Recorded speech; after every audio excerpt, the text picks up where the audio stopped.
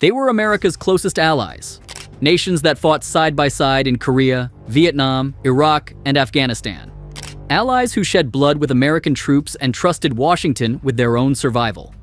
And yet, when they asked for the F-22 Raptor, the most advanced fighter jet ever built, the answer was not, "It's too expensive," not, "Maybe later." It was a cold, absolute no. You will never have it.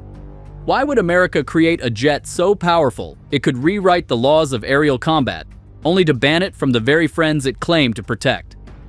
To understand the ban, we have to go back to the late 1980s. The Cold War was at its peak. The Soviet Union was building new fighters, the MiG-29 Fulcrum and the Su-27 Flanker, that threatened to wipe away America's air superiority.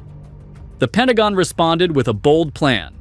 Build a fighter so advanced, so untouchable, it would remain dominant for decades.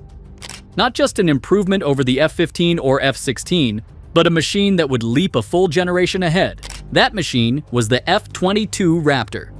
When it first flew in 1997, it did not just meet expectations, it shattered them. Test pilot Paul Metz pushed the Raptor past Mach 1 without afterburners. The term for it was supercruise, a silent, fuel-efficient sprint faster than the speed of sound. No jet in history had done it before. But the Raptor was not just fast. Its stealth shaping, with razor-edge lines and hidden weapons bays, made it nearly invisible to radar. Its thrust vectoring nozzles allowed maneuvers that looked like defiance of physics. Flips, tight turns, impossible angles. And its cockpit was a revolution in itself. Sensor fusion gave the pilot a god's-eye view of the battlefield, pulling radar, infrared, and satellite data into one unified picture. This was no incremental step forward. It was an apex predator. The Air Force did not just want hundreds, they wanted 750, enough to dominate the skies well into the 21st century. But then politics intervened. The Raptor was born in the shadow of the Soviet Union, but by the early 1990s, that shadow collapsed. The Cold War was over. The Soviet Empire fractured.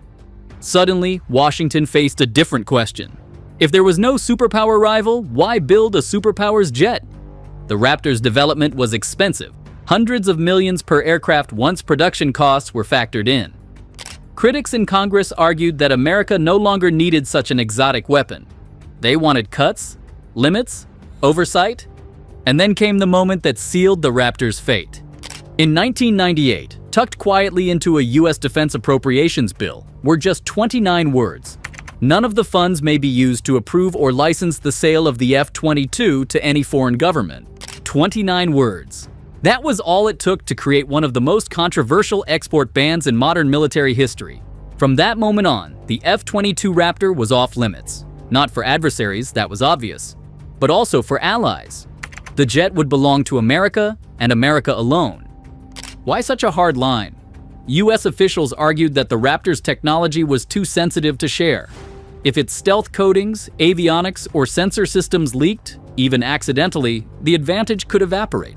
Generals warned, once these secrets leave our control, we can never get them back. And so, Washington chose exclusivity. Protect the crown jewel. Lock the vault. No exceptions.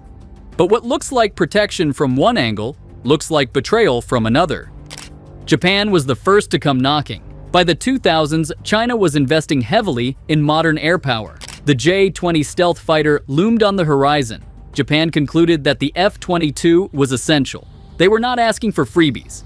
They offered to pay billions, to fund an export version, even to set up production lines under American oversight. Their message was clear. Name your terms. We will accept them. Australia followed. In 2009, Canberra's defense white paper listed the F-22 as its top preference. For a continent facing Chinese missile networks and growing regional tensions, the Raptor was not luxury. It was survival. Israel also pleaded its case. Surrounded by hostile neighbors and flying combat missions regularly, it saw the Raptor as the ultimate tool for survival in the Middle East. Israeli diplomats reminded Washington, "We have guarded your secrets before. We have flown your jets for decades. We have fought alongside you." But the answer to all three was the same: a blunt, unshakable no. For America's allies, the rejection stung deeply. This was not about prestige. It was about survival. These were nations that had fought shoulder to shoulder with the US in every major conflict of the 20th century. Nations that bled alongside America, that hosted US bases, that carried the burden of joint defense. To them, the Raptor ban was not just policy, it was a sealing of trust. A reminder that when it came to the most important technology, friendship had limits, and that betrayal carried consequences. Because allies shut out of the Raptor began to ask a dangerous question. If America would not share its crown jewel, should we start building our own? The rejection created a ripple effect far larger than Washington expected. If America would not share the Raptor, then what would it give its allies? The answer came in the form of the F-35 Lightning II. The F-35 was advanced, make no mistake. It carried stealth shaping, advanced sensors, and cutting-edge avionics. But it was not a Raptor. The F-22 was designed for one purpose only: to dominate the skies. The F-35 was built to be a multi-role workhorse. It could drop bombs, collect intelligence, and integrate seamlessly into a network of allied forces. But in air-to-air combat, it could not supercruise. It lacked thrust vectoring. It was less agile and less stealthy. To the allies who had begged for the Raptor, the Lightning felt like a consolation prize. One Japanese official admitted privately, "We wanted the Raptor. We settled for the Lightning." This difference mattered.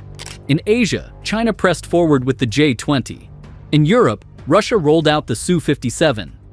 Across the globe, competitors were not standing still. And yet, America's allies were told to make do with a jet that was versatile, but not dominant. The irony grew deeper. America had banned the Raptor to keep its secrets safe. But while allies were locked out, adversaries were not. Chinese cyber espionage campaigns infiltrated contractors working on the F-35 program. Stealth coatings, avionics, even design data were compromised. Russia pushed forward on its own stealth ambitions. Europe launched two major sixth-generation projects. The British-led Tempest and the Franco-German-Spanish FCAS. Japan, humiliated by rejection, decided to pursue its own indigenous stealth fighter, the FX, later joined with the UK and Italy to become GCAP.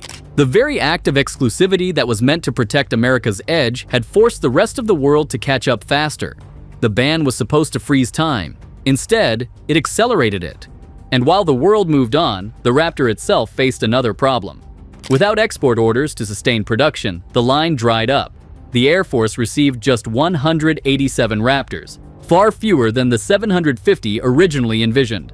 That number was not enough to cover every theater, every mission, every war plan. It was a symbolic fleet, not a dominant one. Billions in revenue vanished. Thousands of skilled jobs disappeared.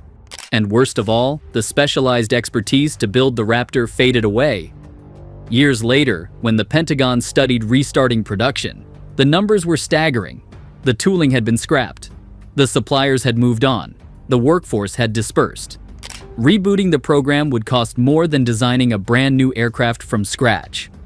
So America had built the best jet in the world, then ensured it could never build enough of them. Exclusivity had become a trap. The Allies noticed. Japan turned inward, pouring resources into stealth research. Australia shifted strategy, relying more heavily on partnerships. Israel adapted by investing in drones and electronic warfare. Each nation learned the same lesson. Dependence on America had limits. If Washington would not share its crown jewels, then self-reliance was the only option. For America, the gamble raised haunting questions. Did protecting the Raptor's secrets actually weaken the very alliances it was supposed to safeguard? Did saying no to allies encourage them to pursue their own independent projects, eroding unity in the process? And most dangerous of all, did exclusivity shorten the lifespan of America's advantage? Because superiority is never permanent. Every technological leap has an expiration date. The Raptor was revolutionary in the 1990s, but by the 2020s, its exclusivity was no longer an advantage. It was a limitation. From the Raptor's story, three truths stand out. First, security always beats friendship. No matter how close the alliance, there are limits to trust when the stakes are national survival. Second, exclusivity carries a price. By banning exports, America strangled the Raptor's production line and lost the very expertise it needed to sustain it. Third, superiority is temporary. The world does not stand still.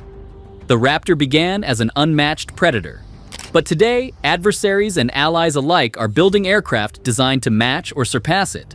And now the cycle begins again. The United States is developing the Next Generation Air Dominance Fighter, or NGAD. Shrouded in secrecy, it promises sixth-generation capabilities that could eclipse everything that came before. But the question remains, will America repeat the Raptor's mistake? Will NGAD be locked away behind another wall, reserved only for US pilots while allies are left to fend for themselves? Because this time, allies are not waiting for scraps. Britain, Japan, and Italy are advancing GCAP. France, Germany, and Spain are building FCAS, independent projects born from the lesson of the Raptor ban.